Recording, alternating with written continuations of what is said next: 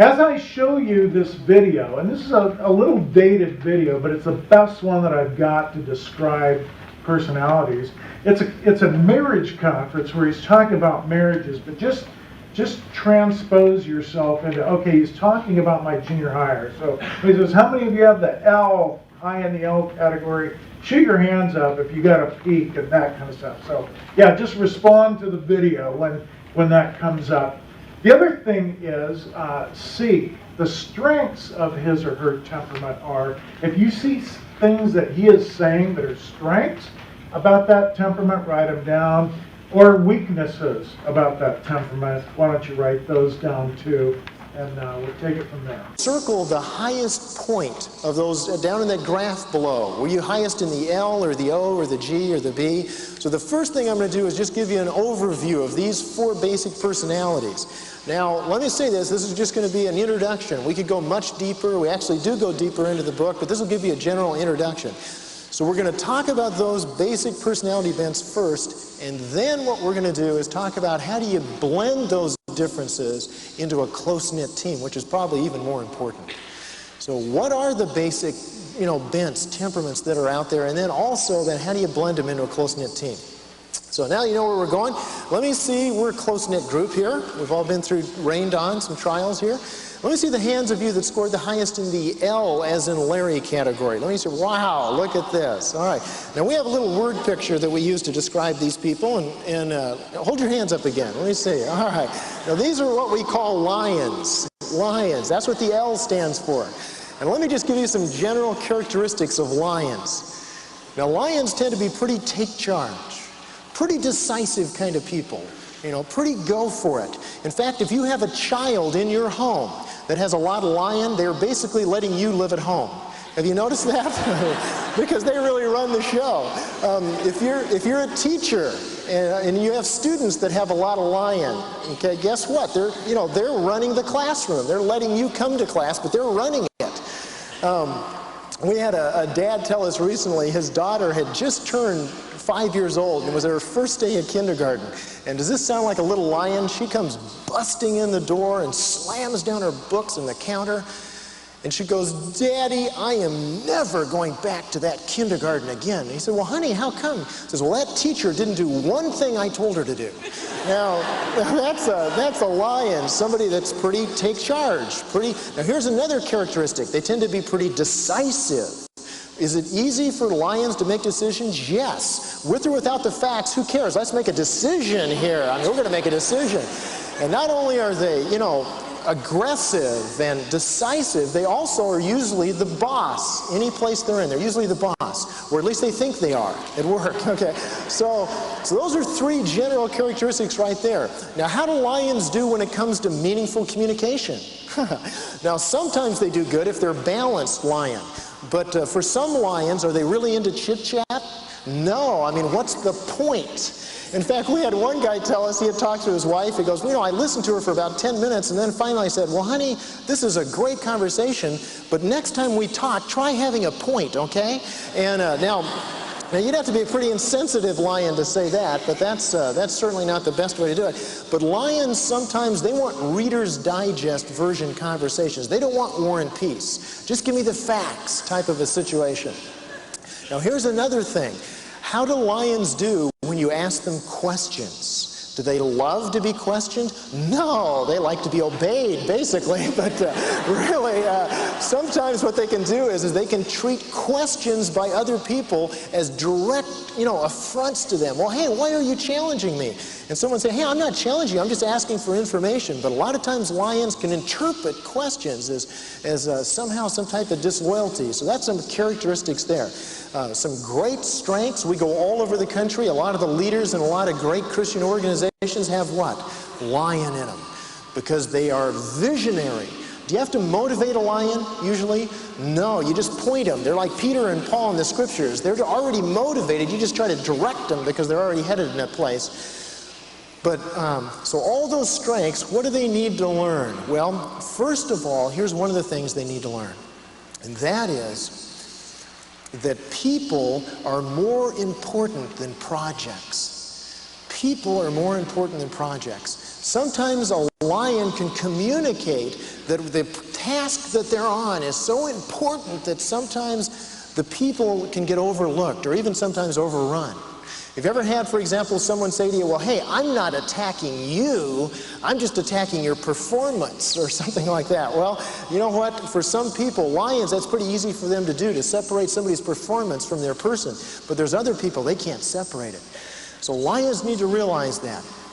And here's another thing that lions really need to realize, which is really important. That is, it's okay to have some times of relaxation.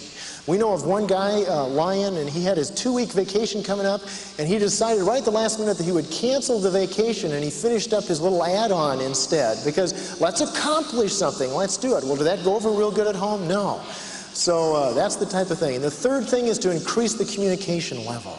Increase the communication level in the home. Because that's so important for a lion, because they know where they're going, they just sometimes don't slow down long enough to explain to everybody else where it is that they're going. So some great characteristics, some great strengths. What's a lion's time frame? Lion's time frame, it's now. Let's do it now. You know, change my diapers now. Take me to the mall now. You know, let's go to eat now. That type of a thing. So they tend to be pretty now-oriented, but they're great people, great leaders, pretty charge ahead. Get a general idea. That's our lion friends. Now let's flip over and look at how many of you scored highest in the O category? Let's see those hands, the O category. Whoa, all right, now wave them around again. Let me see. These are people that we basically call parties waiting to happen. That's right. Now these are our otter friends. These are our otter friends. But not just any otters, these are party otters. Because what's the thing they love to do more than almost anything else? Yak, yak, yak, yak, yak, yak, yak, yak, yak. I mean, they love to talk. They're great networkers. I mean, they're incredible talkers. In fact, they usually come to conferences like this. Why? Do you know? To listen to the messages? No, for the breaks. They really come for the breaks. Because then you get to talk to a lot of people. Plus, they get to ride with people and talk with them. Yeah, I mean, it's possible. There are otters here today that just saw the cars turning in. They said, hey, a group, that's great, you know, and so they just followed people and came in. So one of the characteristics is they're very verbal. Here's another characteristic of an otter, is they're great networkers. I mean, they know people that know people that know people. They just don't know anybody's name. Have you noticed that? So they know 1,000 people, and they're all their best friends, but it's all, hey, good buddy, how you doing? Hey, sweetheart, but they just don't know your name. Also, another characteristic is they love people so much. When they go to a party or something, how many people do they talk to there? Everybody. I mean, it's not a good party unless they do. In fact, you can usually tell if a person is an otter because they're usually looking past you when you're talking to them. They're usually looking past you to the next interesting person to talk to, is what it really boils down to. Now, here's another characteristic of otters that tends to be pretty consistent, and that is these type of people tend to love having fun. I mean, life basically just has to be fun. They can't do anything. And now I've got a lot of this. Gary has a lot of this. Let me give you a classic example in my home. I can remember it was a Sunday morning, and we were getting our daughter Carrie ready for church, and this was several years ago when she was about 2 years old. And why is it that 2-year-olds can't eat their food unless it's rolled up in balls? Have you ever noticed that? And so I had given her some Total cereal, and she reaches in and gets a whole handful of that glop. It was all, you know, soggy, and she holds it up, milk's running out of her hand, and she looks at me and says, Daddy, what do I do with this? And is that a good question to ask an otter? No. And so I was thinking something fun, and I go, well, honey, put it on your nose. Well, I didn't think she'd really do it, but her eyes get real big, and she goes, poof, like this, and cereal and milk go all down. And so, I mean, I'm out of control laughing, so she reaches in, gets another handful, poof, you know. Well, we go through 2 bowls of Total cereal, and then Mom walks in. And Mom is not Cindy is not an otter, you know, so there's brown slime everywhere, the dog's getting sick, you know. And so we have to take her out. Now, we're going to be late to church. Do otters mind being late to places? No, they love it, because then they can meet more people when they walk in, you know, and so they love doing that. But my wife is a different temperament, you'll understand, and she hates being late. So we're out in the backyard hosing her off, and I use a classic otter term. Here's something, if you live with an otter or work with one, you'll hear a lot. You know, she was saying to me, well, John, I mean, why did you do this? I mean, I work with her to try to help her have good manners, and she wiped out the whole kitchen. So I said to her, and this is what you'll hear if you live with an otter, is I go, honey, lighten up. Lighten up, will ya? Because anytime things get serious, the otter will usually tend to, make a joke of it, or it's really not that serious, or let's talk about it later, because, so I tell Cindy, hey, lighten up. We were bonding. I mean, this was fun. Well, here's the rest of the story. We go to church, and did get there late, but then afterwards, we go to a restaurant, and you can see this coming, and what happened was we were some good friends, thank the Lord, and we all grab hands and bow and look up, and Carrie has her spaghetti, a whole big handful, and she's looking right at me, their eyes real big, and she goes poof like this. And so who did my wife accuse of being the 2-year-old, huh? It was me. So again, what are otters like? They're motivators, they're encouragers, they're fun-loving. I mean, they're enthusiastic.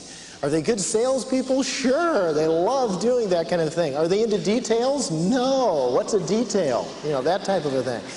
What do they need to learn? Number one, deadlines are not guidelines. Deadlines are not guidelines because they tend to just do everything right at the last minute. When do otters start their term papers, for example? The night before. They go to the library and where are all the books? They're all checked out. So they take donuts over to the people's house with the books, have a big party, turn their paper in right on time, make it through school. It's incredible, but that's usually what they do. And it all works out great. So they need to learn that. Another thing they need to learn is maybe sometimes not to be so optimistic that they miss some areas they really need to address. They need to not just say lighten up, but really deal with some tough issues. So that's our otter friends, and we've got a lot of those. All right, now let me see how many of you scored the highest in the G category. G, wow, look at this. Hold them up again. These are our precious golden retrievers. Golden retrievers. Now, what do we mean by golden retrievers? Well, these are the people, when Gary shared the story of Puff, the dead cat.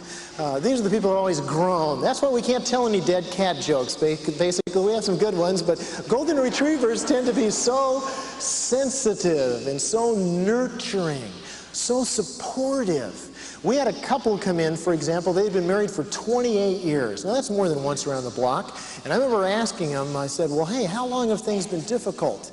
And they both looked at each other and said in stereo, 28 years. I mean, the entire time things have been rough. Well, we knew before we ever gave them any kind of testing that, at least one of them had to be a golden retriever, because here's a great characteristic for a golden retriever, is they can absorb the most emotional pain and punishment. I mean, they just are so loyal and so supportive and so nurturing. How many of you scored at least 25 or higher in this scale? Let me see your hands. 25 or higher in the G scale. Now, this is what's called the Mother Teresa range. Right there, the Mother Teresa range. And hold your hands up again, because if you have a Girl Scout, hold your hands up again, 25 or more. Because these are the people that you want to, Girl Scouts find these people like crazy, because they'll usually tend to buy 15 to 20 boxes of Girl Scout cookies because they have a very difficult time saying one word, and what's the word? No. I mean, why say no when you can help somebody? I mean, let's help them.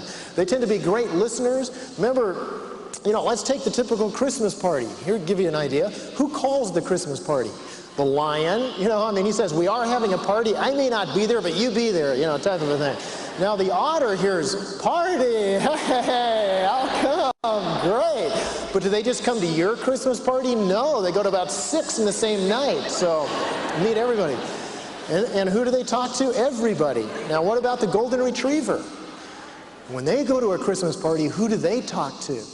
One person, usually that they drove with, who's usually their grade school friend, that type of a thing. They want to go deep in relationship. See, the average otter knows 8,000 people, but about 1 inch deep, The average golden retriever knows a lot usually fewer people, but they really want to get deep with them. So if you're living with a golden retriever, guess what? They will strain out on you if you don't get deep with them, because they desire that so much. Well, if they're at that Christmas party, they're either going to talk to somebody they know, or who else might they talk to? They have a radar system that goes, poof, and they get lock on with anybody that's hurting.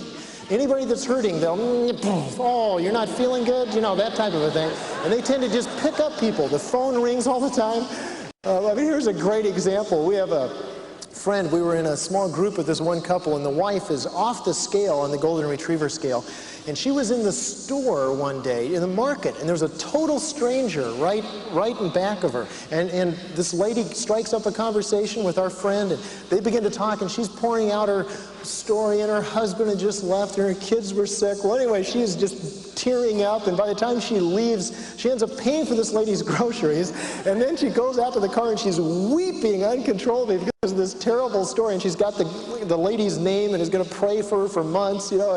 And here's the little teenage son who had stayed out to listen to the radio that was in the car, and mom gets in the car, and she's a basket case. She's weeping and crying. He goes, Mom, what happened? And she tells the whole story, and so, you know, typical Otter, he goes, Mom, lighten up, will ya? I mean, this is ridiculous. So if you're way up in the golden retriever scale, then you can sometimes carry the emotional weight of the whole world on your shoulders. You really can. Now let's talk about kids for just a minute.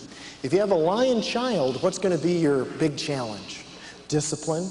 If you don't have a parenting plan, then let me tell you, they will give you a plan. They will set the plan for you. So you've got to have a plan with a lion child.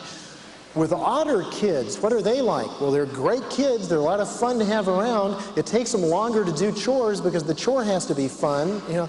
But one of the things that they're really susceptible more than anybody else usually is peer pressure, because they want to be liked by people so much they can really be susceptible to peer pressure. But what about golden retriever kids? Now, these kids sometimes can be what we call wallflower kids. See, they're so nurturing, they're so supportive, they will mother you if you let them. They will take care of you if you'll let them do that. But they can also carry the whole weight. If there's friction in the home, golden retriever kids try to solve problems, and that can push them into a trait that's called codependency as they grow up, which is they're so supportive of people that they will try to patch up and support problems just to have peace in the home because they want that so badly. So some great characteristics, but as but strengths pushed to an extreme, all that nurturing ability can really get to be a problem if it's pushed way to an extreme. So golden retrievers are great. Now we've got one more group. How many of you scored the highest in the B as in boy category? Let's see. Wow. Okay, let's see those hands again. These are our beaver friends. And these are the kinds of people that actually read instruction books. That's right. Actually read instruction books. Now, does this otter look like the kind of animal that would actually read an instruction book, huh? No. I mean, like take a new computer. I mean, are they going to read the instructions? Forget it. Let's just take it out of the box and I'll find a game in here somewhere. You know, there's got to be some way to start this thing. Now, what does a beaver do? I mean, before they ever even open the box, they want to, make sure that they understand how to use this thing, because here's a key characteristic for a beaver, and that is let's do it right. I mean, let's do it right. If we're going to do it, let's do it right, and by the instructions, and the way we've always done it, because that's a quality job, and that's real important with beavers. Now, let me give you a great example of what something happened that kind of illustrates that.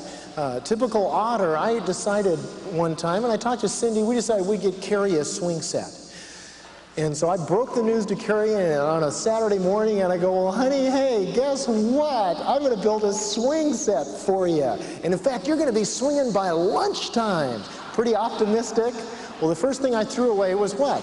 The instructions. Hey, I have an 80 IQ. I mean, that's walking and chewing gum, 80 IQ. I know I have at least that high of an IQ. So I figured, why do I need instructions? Well, it was lunchtime when I finally finished the swing set, but it was lunchtime about, 4 weeks later.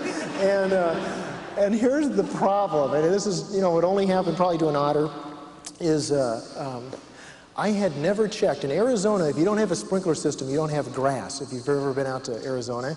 And I was not lazy, but I didn't really want to pour a cement, foundation for those for the swing set. So what I did is I went out and I got a whole bunch of these big auger stakes. Have you ever seen them? They're big long stakes and they have a big screw head and you screw them into the ground instead of having to pour concrete on the swing set. Well, I screwed these things in and I finally creatively got the swing set up, and Cindy walked all around it and said, well, I guess it's safe. And so it carries on and just, loving swinging. And so I walk over to the sprinkler box because I thought, hey, this will be funny. I'll flip on the sprinkler while she's swinging and get her all wet while I turn on the sprinkler box. And what have I done with the stakes? Two of the stakes. This is impossible. It's a pretty good sized yard. I drilled right through the sprinkler lines and water shoots up. Now, would a beaver have ever checked before they screwed those big stakes into the ground where the sprinkler lines were? Sure, because they want to do things right. Now let me give you another characteristic that's real characteristic of a beaver. And that is they tend to be persistent and hang in there. Have any of you ever been to the Sistine Chapel in Rome? I mean, the Sistine Chapel in the Vatican is absolutely beautiful. Michelangelo laid on his back for 7.5 years painting that. 7.5 years to paint the Sistine Chapel. And it's beautiful. Now, let me ask you a question.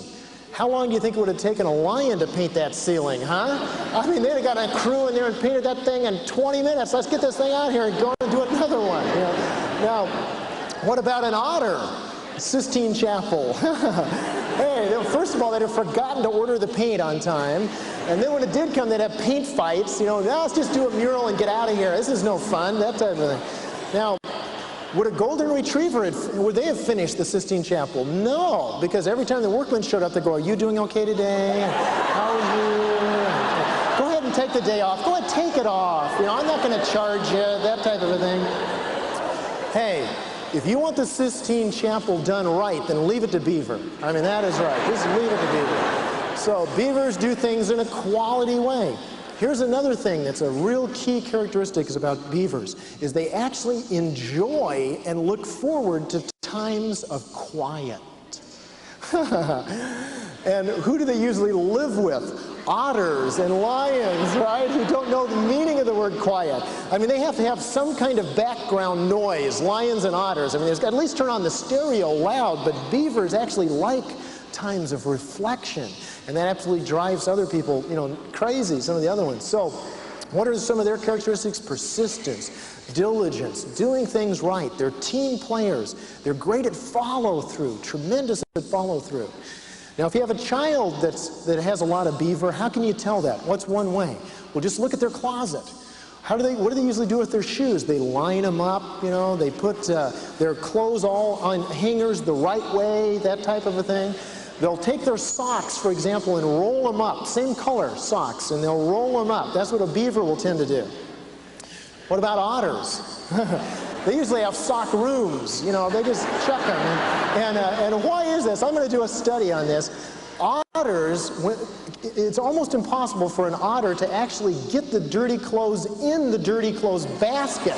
Now, they can get close, but not in it, because they're usually behind the back or over the top to get it in. They have to make some kind of game. Now, how do beavers put their dirty clothes in the dirty clothes basket, huh?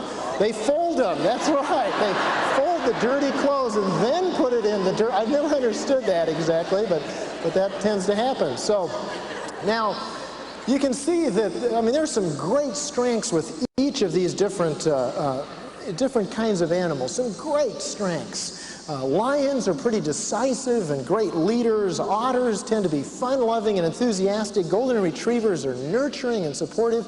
Beavers like to do things right.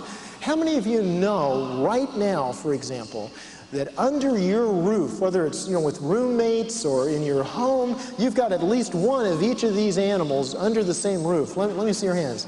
Wow, let's pray for these people right now. No, is life a zoo? Sometimes it is.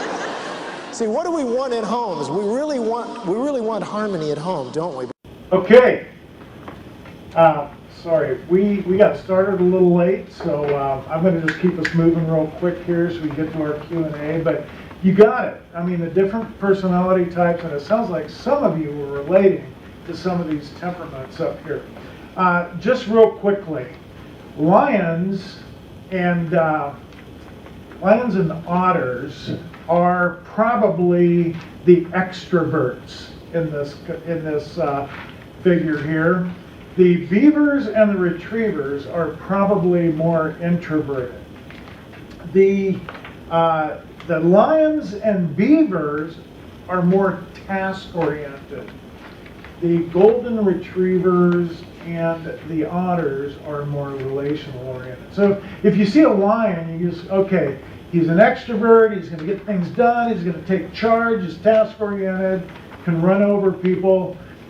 Otters just, hey, it's going to all be fun, it's going to be about a whole bunch of people. Beavers are task-oriented, but probably more detail-oriented and more precise, and they want to do things right.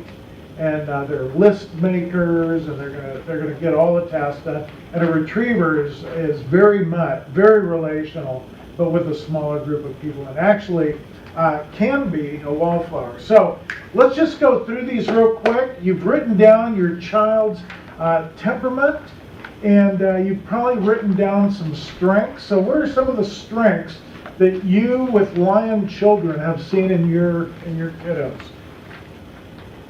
Call them out. What'd you write down there? Motivated. Pardon? Motivated. Motivated, yeah. So motivated is one of them. What's another one? Take charge. Take charge. Yeah, you have one of those? Absolutely. Oh, those eyebrows went way up right there. So, yeah. Determined. Determined. Okay. Lions are great. Now, there's a downside to lions. What have you noticed in your family? Big-headed. Okay. Thick-headed. Very determined in the wrong way, right? Okay. Impatient. Impatient. Yeah, come on, guys, get with it. Demanding. Yeah, demanding. Okay, so there's the good, the bad, and the ugly here. How about otters? How many of you? What are the wonderful things about otters that you picked up? Network. Yeah, networkers. They're like a ray of sunshine. Okay, ray of sunshine. Very verbal. Verbal. Yeah. Okay. What about yes? Group oriented. Yeah. Group. Very social. Oh, social people, aren't they? Yeah. I think they're kind of easy to raise. Yeah, in some ways they are easy. Yeah. And then what about the downside to an otter? No downsides? Okay. What? Not into detail. Okay. They don't care about details. They just Forgetful. They have trouble finishing tasks. trouble finishing tasks. Yeah. Start homework the night before it's due. Start the Or homework. minutes before. Yeah. Okay. Yeah. Isn't that crazy how that?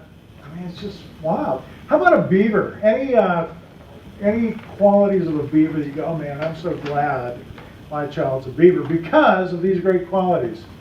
Persistent. Persistent, Neat. Organized. organized, Neat. neat. Yes. Good ones. And how about, I'm sorry, Schedule. schedule. They're on it, aren't they? You love that. Okay, now what about the downside to a beaver? Critical. Critical, yes. Judgmental. Inflexible. I'm sorry. Inflexible. Inflexible, yeah. Yeah, beavers have very analytical minds, and they can take things apart. They can also take people apart, and that's the downside there. I'm a beaver, I know. I have to really, really watch that. How about golden retrievers here?